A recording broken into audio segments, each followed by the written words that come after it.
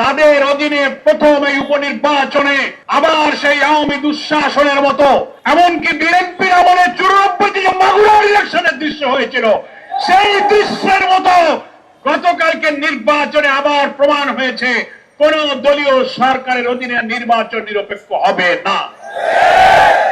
গরমে আরাম নিয়ে হবে না হাহুতাশ, ঘুরলে পরে ওয়ালটন ফ্যান বাতাস আর বাতাস।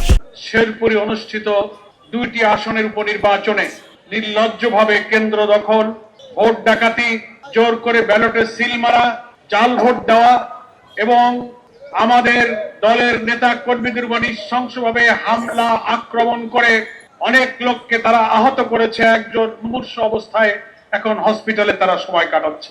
আমরা গতকালকেই প্রেস ব্রিফিং করে নির্বাচন চলাকালে দুপুর 12টা পর্যন্ত সমস্ত অনিয়মের প্রতিবাদ জানিয়েছি।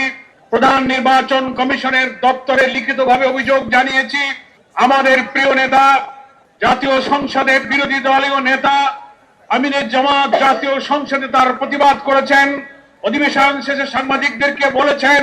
কিন্তু দুঃখজনক হলেও সেই সব ভোট ডাকাত, কেন্দ্র দখলকারী, হামলা করে যাদেরকে মৃত্যুর দিকে ঠেলে দেওয়া হচ্ছে, তাদের কোন একজনকে এখনো গ্রেফতার করা হয়নি। জাতীয় সংসদে দাঁড়িয়ে সরকারি দলের সদস্যরা বলছেন ভোট নিরপেক্ষ নির্বাচন হচ্ছে।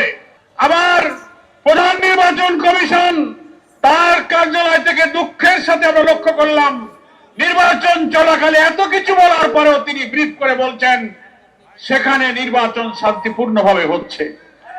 অথচ সোশ্যাল মিডিয়াতে, গণমাধ্যমে দেখা যাচ্ছে ভোটার নয় অনেক লোক ভোট কেন্দ্রে ঢুকে পড়ছে।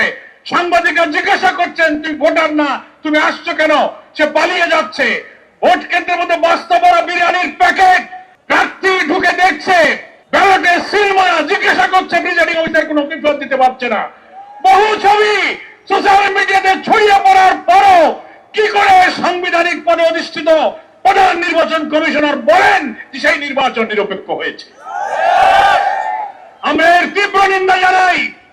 আমাদের আজকের মহানগরী নেতৃবৃন্দ বলেছেন, প্রমাণ হলো এত রক্ত, এত অন্তর, এত জীবনের বিনিময়ে বিদ্যমান রাষ্ট্র আইন সংস্কার করে নতুন বাংলাদেশের জন্য যে লড়াই আমরা করছিলাম, সেই লড়াইয়ের অংশ হিসেবে একটা নির্বাচনে যারা নির্বাচিত হয়ে ক্ষমতায় আসলেন, তাদের অধীনে প্রথম এই উপনির্বাচনে আবার সেই আওয়ামী দুঃশাসনের মতো, এমনকি বিএনপির আমলে 94 যে মাগুরার ইলেকশনের দৃশ্য হয়েছিল, সেই দৃশ্যের মতো গতকালকে নির্বাচনে আবার প্রমাণ হয়েছে কোন দলীয় সরকারের অধীনে নির্বাচন নিরপেক্ষ হবে না।